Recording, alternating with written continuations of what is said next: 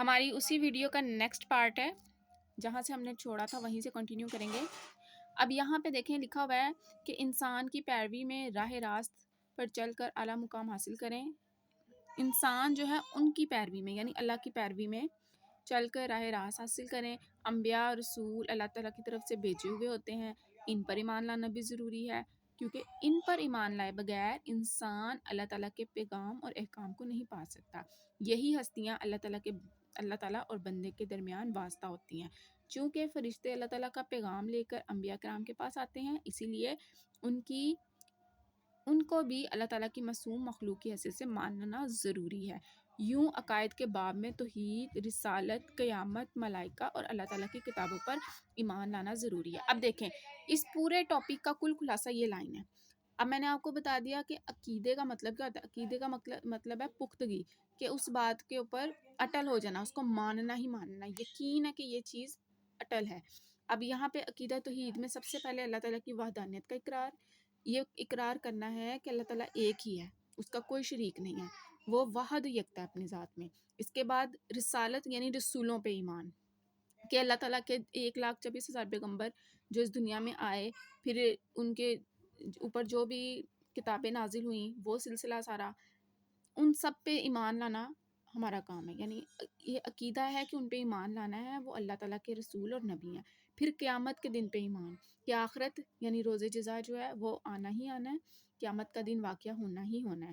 ملائکہ فرشتوں کو کہتے ہیں، ان کے اوپر ایمان لانا، اور پھر اللہ تعالیٰ کی نازل شدہ کتابیں جو اس نے 4 الہامی کتابیں نازل کی ہیں، ان سب پر ایمان لانا، اس کا نام اصل میں عقیدہ ہے، یقین یعنی پختگی۔ اب نیکسٹ ٹاپک پہ ہم چلتے ہیں۔ یہ ہم لوگ پڑھ رہے ہیں قرآن پاک کے اندر جو ٹاپکس دیے گئے ہیں نا، ان میں سے چند اہم نکالے گئے ہیں۔ نیکسٹ قرآن پاک میں جس ٹاپک کو پرومیننٹ کیا گیا ہے وہ ہے عبادات یعنی پریئرز۔ قرآن مجید میں نماز، روزہ، حج، زکوٰۃ اور جہاد کے متعلق بھی احکام بیان ہوئے، یعنی کہ آپ کو قرآن پاک میں نماز کے بارے میں، روزے کے بارے میں، حج اس کی ادائیگی اس کے احکام کے بارے میں، زکوٰۃ کی ادائیگی اور اس کے احکام کے بارے میں، جہاد کے متعلق سب کچھ ملے گا۔ خاص طور سے نماز اور زکوٰۃ اور جہاد کے مسائل کو تفصیل سے بیان کیا گیا ہے، یعنی کہ نماز، زکوٰۃ اور جہاد ان کے اوپر زیادہ فوکسڈ کیا گیا ہے انسان کو۔ نمبر 3 معاملات یعنی کہ افیئرس، ٹھیک ہے۔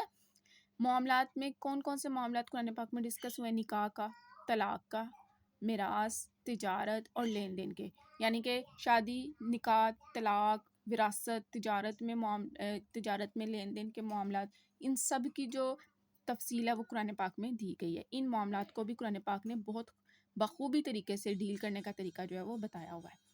نمبر 4 اخلاقیات، ٹھیک ہے۔ قرآن مجید میں اجتماعی اور انفرادی اخلاق کی تعلیم دی گئی ہے، جن میں والدین کی اطاعت اور ان کے حقوق کی ادائیگی کو مختلف صورتوں میں بیان کیا گیا ہے۔ اس طرح میاں بیوی کے حقوق و فرائض اور رعایا اور حاکم کے حقوق بیان ہیں۔ ان کے علاوہ عدل، عہد یعنی وعدے کی پابندی، صدق و امانت اور صبر و تحمل کا حکم ہے۔ قتل، زنا، چوری، بغاوت، بہتان طرازی، شراب نوشی، جوا اور غیبت سے منع کیا گیا۔ غرض یہ کہ تمام فضائل اور ذائل کے متعلق احکام موجود ہیں۔ اب لاسٹ جو ٹاپک ہے قرآن پاک کے مضامین میں اہم، وہ ہے قصص۔ قصص کہتے ہیں قصوں کو، یہ قصے کی جمع ہے، واقعات کو۔ اب دیکھیں جیسے کہ آپ کو پتہ ہے کہ اللہ تعالیٰ نے پیغمبر اور نبی جو ہیں وہ پیدا کیے، ٹھیک ہے۔ مطلب آپ کتاب 1,24,000 پیغمبر دنیا میں آئے گئے۔ اب آپ دیکھیں قرآن پاک میں بہت سے قصے ملتے ہیں۔ فار ایگزامپل آپ حضرت نوح کا قصہ دیکھ لیں، حضرت یوسف کا، حضرت یونس کا جو مچھلی کے پیٹ میں چلے گئے تھے، یعنی اس طرح سے اگر حضرت ابراہیم کا جو آگ میں جب پھینکا گیا تھا وہ والا واقعہ دیکھ لیں آپ۔ اس طرح ڈفرینٹ قصے، اور قصوں سے مراد یہ ہے کہ ہر نبی جو ہے ان کے دور میں جو ان کی قوموں پہ عروج اور زوال ہے وہ سب بتایا گیا، اسی لیے قصص لکھا گیا کہ انبیاء کرام کے زمانے میں ہونے والے جو قصے کہانیاں تھے ان کی وضاحت کی گئی ہے۔ اب ہم تھوڑا سا اس کو پڑھتے ہیں، اس میں کیا کہتا ہے وہ۔ قرآن پاک میں انبیاء کرام اور ان کی امتوں کے واقعات بیان ہوئے تاکہ لوگ سبق حاصل کریں۔ متعدد اقوام کا ذکر بھی ہوا ہے، जिनको अल्लाह ताला ने तरह तरह की नेमतों से नवाजा, लेकिन वो अपनी नाशुक्री और बेरा रवि के बायस अजाब इलाही के मुस्तहिक हुए और इन्हें सफ़ा हस्ती से मिटा दिया गया। अब यहाँ पे बताया गया है कि जिन कौमों पे अल्लाह ताला ने अपनी नेमतें की थी, जिन पे उनका अल्लाह ताला का फजल था, लेकिन वो नाशुक्री की वजह से जो है अपने बुरे अंजाम को पहुँचे। आप यूँ कह लें कि जितने भी नबी पाक सल्लल्लाहु अलैहि वसल्लम से पहले जितने भी नबी और पैगंबर आए, उनकी कौमों के साथ जो कुछ हुआ था, उनके गुड्स एंड बैड्स, वो सारे कुरान पाक में डिफ़ाइन किए गए हैं। इसके अलावा हज़ूर पाक सल्लल्लाहु अलैहि वसल्लम के फ़ज़ाइल और मनाक़िब का तज़किरा भी है और लोगों को आप सल्लल्लाहु अलैहि वसल्लम की इत्तिबा की ताकीद की गई है। इस तरह कायनात की तख्लीक और इसमें तदब्बुर और गौर व फ़िक्र की दावत भी कुरान करीम का ख़ास उन्वान है। तो अब ये यहाँ पे हमारा जो आज का टॉपिक था, मज़ामीन कुरान, यहाँ पे ख़त्म होता है। अब यहाँ पे मैं एक टिप देती हूँ आपको कि ये वो पेपर सेटर चाहे तो वो इसको लॉन्ग क्वेश्चन में भी दे सकता है, लेकिन आपको मैंने वर्ड टू वर्ड पढ़ा के समझाया इसलिए है कि आपने इसको सारे को याद नहीं करना। आपको मैंने टॉपिक पढ़ा के एक्सप्लेन किया, इसका मतलब है कि अब आप इसके अंदर सेल्फ राइटिंग कर सकती हैं।